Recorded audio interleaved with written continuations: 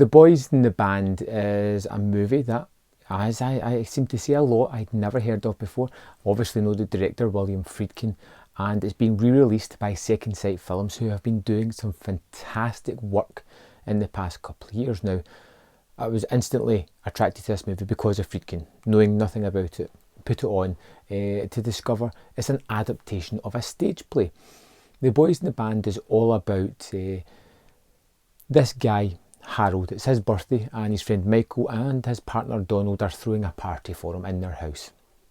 There is 6 or 7 of the characters going to be there, all gay men, and the movie opens just with, Michael and Donald and just them having conversations, getting ready for the party, talking, and you're instantly just thrown into these guys' lives, and you know exactly the kind of people, or you think you know exactly the kind of people that these are. And it's the conversations and the ease of conversation, the little jokes, the familiarity that really lets you just buy into these characters almost instantaneously. I really liked Michael. I really liked Donald. I thought they were really good together. And seeing all these guys having the party, and this is obviously 1970 it came out, and seeing them having this environment where they can be comfortable about themselves was really kind of liberating. You see the personalities come out, they kind of have self-deprecating humour, they poke fun at each other, but it's all in jest, but they all are one thing: they're comfortable around each other. That is until Michael's old school friend happens to turn up, and you have this one heterosexual male in amongst this bunch of homosexual males, and just the fact that he's there just kind of upsets everything that's going along. Up until this point, about 30 minutes into the movie, it's actually really enjoyable. Everything's going great. You're having fun with all these characters. They're all really interesting, really fun, and it's just nice to see them interact. And I was, engaged with most of their personalities. I kind of liked most of these people.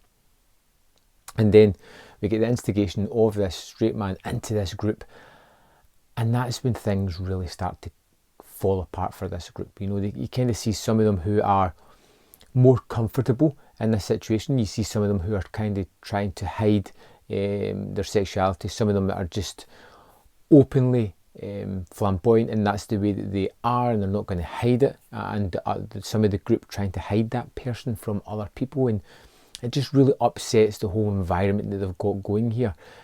And it causes Michael to sort of start to drink. He'd given it up, but because his friend is discovering his sexuality, didn't really want to share that with him, it starts to cause him into a spiral. And that's when things really start to get strange for these characters, where things start to get twisted, and bitterness comes out, and the infighting, and the fact that more alcohol was flown onto this situation. It just erupts in a really kind of sad and destructive finale.